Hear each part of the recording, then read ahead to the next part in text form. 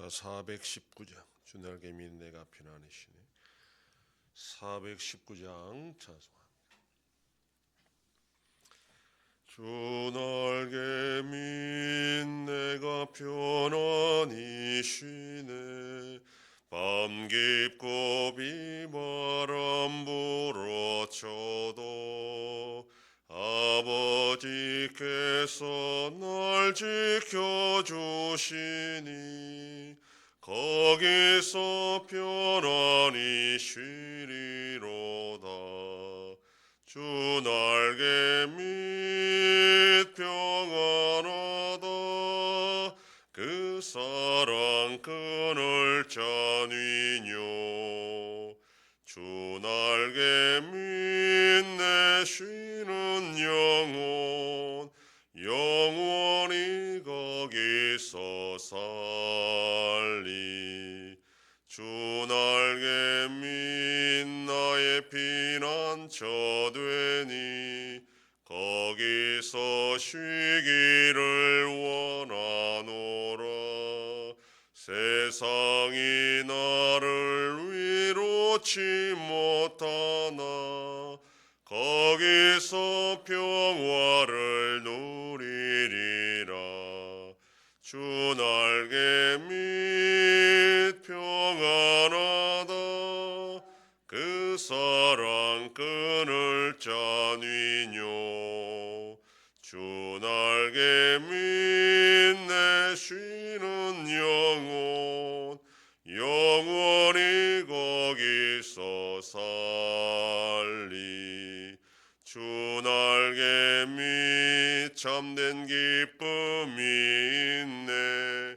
고달픈 세상 길 가는 동안 나 거기 숨어 돌보심을 받고 영원한 안식을 얻으리라. 주 날개 및 평안하다. 그 사랑 그늘 자니뇨. 주 날개 및 내 쉬는 영혼 영원히 거기서 살리. 전능하사 천지를 만드신 하나님 아버지를 내가 믿사오며 그 외아들 우리 주 예수 그리스도를 믿사오니 이는 성령으로 잉태하사 동정녀 마리아에게 나시고 본디오 빌라도에게 고난을 받으사 십자가에 못 박혀 죽으시고 장사한 지 사흘 만에 죽은 자 가운데서 다시 살아나시며 하늘에 오르사 전능하신 하나님 우편에 앉아 계시다가 저리로서 산자와 죽은 자를 심판하러 오시리라. 성령을 믿사오며 거룩한 공예와 성도가 서로 교통하는 것과 죄를 사하여 주시는 것과 몸이 다시 사는 것과 영원히 사는 것을 믿사옵나이다. 아멘. 하나님 말씀 민수기 10장 1절에서 10절까지의 말씀입니다. 구약성경 211페이지. 민수기 10장 1절로 10절 말씀 한 절씩 교독합니다. 여호와께서 모세에게 말씀하여 이르시되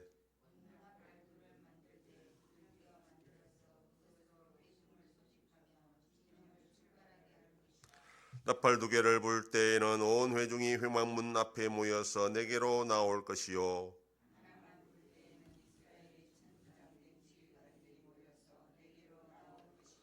너희가 그것을 크게 불 때에는 동쪽 진영이 행진할 것이며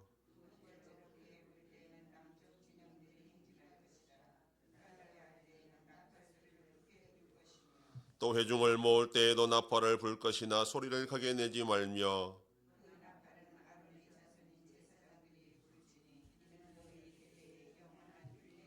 또 너희 땅에서 너희가 자기를 압박하는 대적을 치러 나갈 때에는 나팔을 크게 불지니 그리하면 너희 하나님 여호와가 너희를 기억하고 너희를 너희의 대적에게서 구원하시리라. 또 너희의 희락의 날과 너희가 정한 절기와 초하루에는 번제물을 드리고 화목제물을 드리며 나팔을 불라. 그로 말미암아 너희의 하나님 내가 기억하시리라. 나는 너희의 하나님 여호와니라. 아멘. 본문은 나팔 신호의 규정을 설명하는 내용입니다. 나팔 두 개를 통으로 쳐서 만들라 그렇게 말씀합니다. 용도는 회중을 소집하거나 진영을 출발하거나 대적을 치러 나갈 때에 부는 것이 목적입니다. 이 나팔은 음계가 없습니다. 나팔 소리를 구분할 수 있는 방법은 한 개만 부르느냐 두 개를 동시에 부느냐의 차이와 고음으로 짧게 끊어서 부느냐 또는 저음으로 길게 연속해서 부느냐 이 차이로 구분합니다. 본문에서 크게 분다라는 이 뜻이 원어상 고음으로 짧게 끊어 분다 하는 그런 뜻입니다. 먼저 나팔을 저음으로 길게 불 때에는 회중을 모을 때입니다. 이때 한 개를 부느냐에 따라 두 개를 동시에 부느냐에 따라 구분했는데 나팔 두 개를 동시에 저음으로 길게 불면 회중 전체가 회막문에 모여야 했고 나팔 하나만 길게 저음으로 불면 천부장된 지휘관들이 회막문에 모이도록 했습니다. 여기에서 회중 전체란 싸움에 나갈 만한 60만 명 정도 되는 남자들입니다. 그런데 과연 회막문 앞에 이 60만 명의 온 회중이 다 모일 수가 있겠느냐 그렇게 생각할 수 있지만 광야에서 성막과 이스라엘 자손들이 진을 치는 진영 사이에는 동서남북으로 1km씩 떨어뜨리게 되어 있습니다. 그러므로 충분한 공간에 60만 명이 다 모을 수 있다고 그렇게 학자들은 추정합니다. 다음으로 나팔을 크게 부는 경우입니다. 높게 짧게 고음으로 부는 경우입니다. 이때는 진영이 출발하는 경우와 침략하는 대적들을 막기 위해 싸움에 나가는 경우입니다.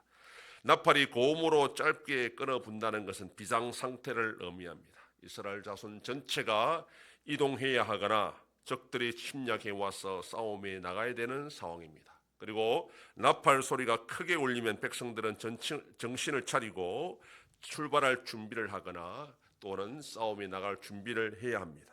그렇다면 진영이 출발하는 것과 적들의 침략하에서 싸움에 나가야 되는 이 두 가지를 어떻게 구분할 수 있을까? 바로 구름 기둥을 통해서 확인할 수가 있는 것입니다. 만약에 구름 기둥이 떠오르지 않았는데 나팔 소리가 높게 크게 울린다면 적들이 침략했다는 뜻이고 싸움에 나갈 준비를 해야 합니다. 반대로 아침에 성막 위에 구름이 떠올랐다면 그날은 진영이 출발해야 한다는 뜻입니다. 아침에 일어나서 성막에 구름 기둥이 떠오른 것을 보게 되면 백성들은 바쁘게 움직여야 합니다. 서둘러 만나를 요리해 먹고 레위인들은 성막을 철거하고 이스라엘 백성들은 자기 장막을 철거해서 출발할 준비를 하고 있어야 됩니다. 그리고 나서 첫 번째 나팔 소리가 크게 울리면 동쪽 진영이 출발하고 그리고 두 번째 나팔 소리가 울리면 남쪽 진영이 출발하고 본문에선 생략되었지만 셋째 나팔 소리가 울리면 서쪽 진영 그리고 네 번째 나팔 소리가 울리면 마지막으로 북쪽 진영이 출발하는 이런 순서로 출발하게 됩니다. 나머지는 희락의 날과 절기와 초하루의 나팔을 불어야 했습니다. 이때도 아마 비상 상태가 아니었기 때문에 낮고 길게 불었을 것입니다. 그리고 나팔은 아무나 불 수 없었고 오직 제사장들이 불어야 했습니다. 이것은 영원한 규례라 이렇게 말한 것은 변경이 불가능하다라는 것입니다.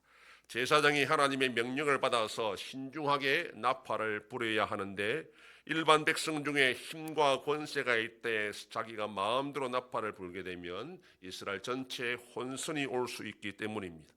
제사장도 마찬가지로 자기들 기분 내키는 대로 나팔을 불어서는 안 됩니다. 오직 하나님의 뜻에 따라 구분해서 나팔을 불어야 했습니다. 하나님의 뜻을 전달하는 자가 그만큼 신중하고 조심해야 된다는 것을 가르쳐 줍니다.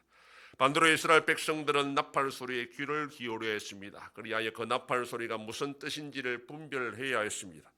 광야에서 이스라엘 백성들은 먹고 살기 위해 일할 필요가 없는 자들이었습니다. 광야에 있던 이스라엘 자손들의 목표는 가나안 땅이었습니다. 그 땅을 향하여 이스라엘 자손들 200만 명은 계속 장막을 철거하고 이동하고 설치하는 일을 40년 동안 반복하게 됩니다. 이때 중요한 것은 바로 이 하나님의 나팔 소리에 귀를 기울이는 것입니다. 그것이 광야에 있던 이스라엘 자손들이 가장 중요한 일이었고, 만약에 이 나팔 소리를 제대로 듣지 못하고 출발 준비를 하지 못하면 낙오하게 되고 그대로 광야에서 죽을 수밖에 없는 운명이었습니다. 광야 같은 세상을 살아가는 성도에게도 하나님의 나팔 소리는 중요합니다. 오늘도 우리들에게 하나님은 말씀을 통하여, 예배를 통하여 우리에게 하나님의 나팔 소리를 들려주십니다. 이 나팔 소리에 민감하게 반응하고 분별할 수 있어야 광야 같은 세상에 낙오하지 않고 약속의 땅으로 우리가 나아갈 수가 있습니다.